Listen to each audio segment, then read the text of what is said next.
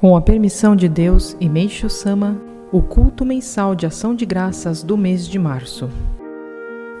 Palavras de Meishu Sama, Fé, publicado no livro Evangelho do Céu, volume 2. Ensinamento de Meishu Sama. Fé. Para adquirir a verdadeira fé, cada um de vocês deve procurar viver exclusivamente de acordo com a vontade de Deus, sentindo-se feliz por estar seguindo a lógica divina. Não deem, pois, atenção às falhas. Na realidade, pouco significam. O legítimo valor do ser humano reside nos seus atos meritórios, pelos quais vai acumulando créditos cósmicos que ultrapassam, com o passar do tempo, os débitos e permitem o recebimento proporcional das graças divinas. Também o fato de ficarem perturbados, por mínimo que seja, pelas críticas dos outros, revela a falta daquela fé inabalável no Criador. Sendo o Pai eterno, jamais esquece de olhar por um filho, quando fiel seguidor de sua vontade. Então, no momento em que deixarem de pensar apenas nos próprios interesses, colocando as necessidades do outro como meta principal, a verdadeira fé aflora e passa a ser vivenciada do fundo do coração.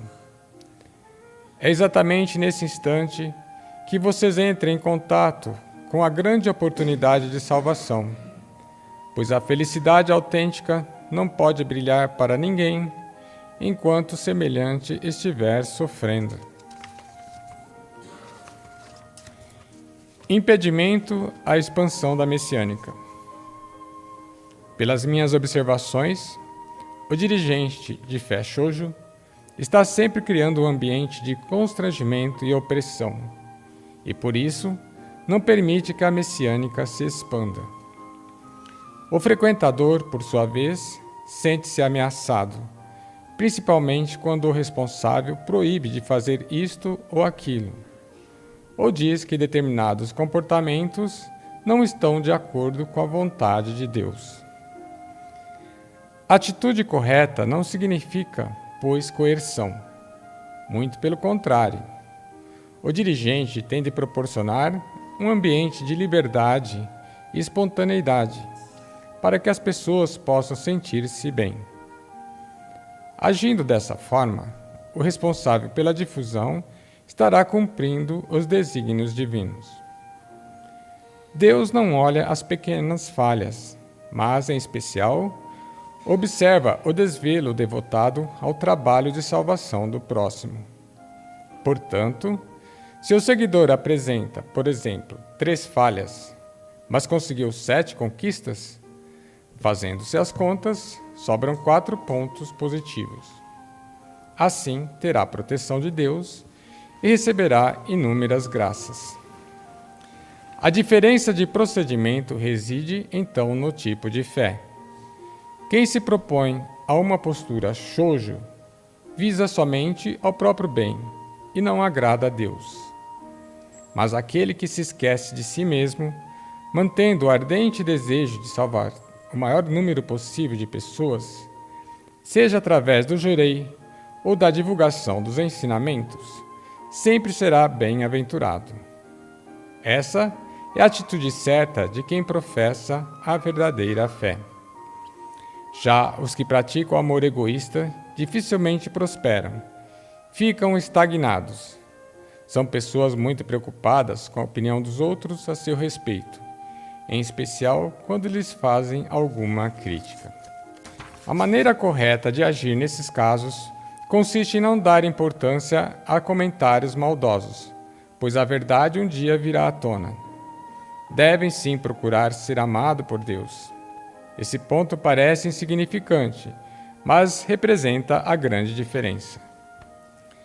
Pessoas de fé Daijo nunca julgam o seu próximo, afirmando ser bom ou mau. Ao contrário, diferem dos praticantes da fé shoujo, que estão sempre determinando o bem e o mal dos outros, colocando-se assim na posição de Deus, num procedimento profundamente inadequado. Não dá, portanto, para distinguir o certo e o errado somente através de observações aparentes, nem admitir a verdade sem primeiro aceitar o Pai do céu como o único conhecedor do coração humano. Comportamento Daijo e Shoujo.